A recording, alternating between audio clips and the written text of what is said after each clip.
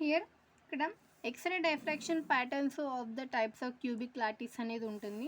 ఇక్కడ నేను వచ్చేసి ఈ value sine square theta equal to k into h square plus k square plus l square value అనేది ఉంది.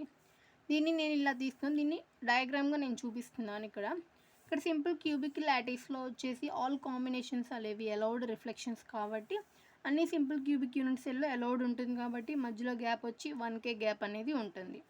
అండ్ నెక్స్ట్ బీసీసీలో వచ్చి సమ్ మస్ట్ బి ఈవెన్ అనేది ఉండాలి. ఇక్కడ సమ్ ఈవెన్గా ఉంది, ఇక్కడ ఈవెన్గా ఉంది, ఇక్కడ ఈవెన్గా ఉంది, ఆల్టర్నేట్గా ఉంది కాబట్టి ఒక్కో దాని మధ్య డిఫరెన్స్ వచ్చేసి 2k అనేది ఉంది. ఇక్కడ సపోజ్ ఇక్కడ 1k ఉంది, 2k అనేది allowed BCC and 3k not, 4k allowed.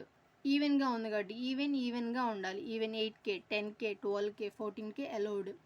So some అనేది ఈవెన్గా ఉండాలి కాబట్టి ఇక్కడ 2k 4k 6k 8k 10k 12k 14k దగ్గర BCC allowed reflection.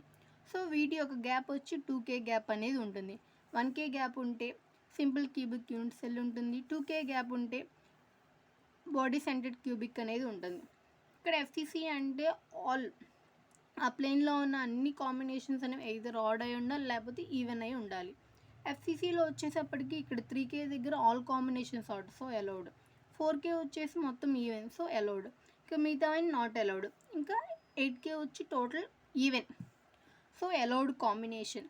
And 9k not, 10k 11k వచ్చేటప్పటికి మొత్తం ఆడ్, సో అలౌడ్ కాంబినేషన్ అనేది అవుతుంది.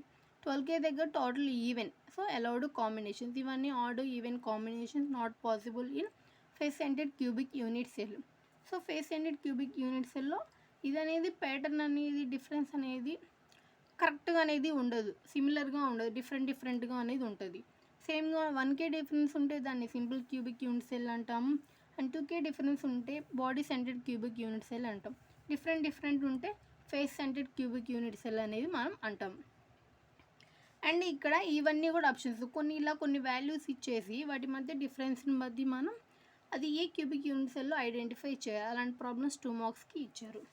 అండ్ నెక్స్ట్ సపోజ్ ఒక వాల్యూ అనేది ఇచ్చేసి ఇప్పుడు n equal to sine theta మొత్తం వాల్యూ ఇచ్చేసి ఈ బ్రాస్ ఈక్వేషన్ నుంచి ఏ వాల్యూ అనేది ఐడెంటిఫై చేయమంటారు.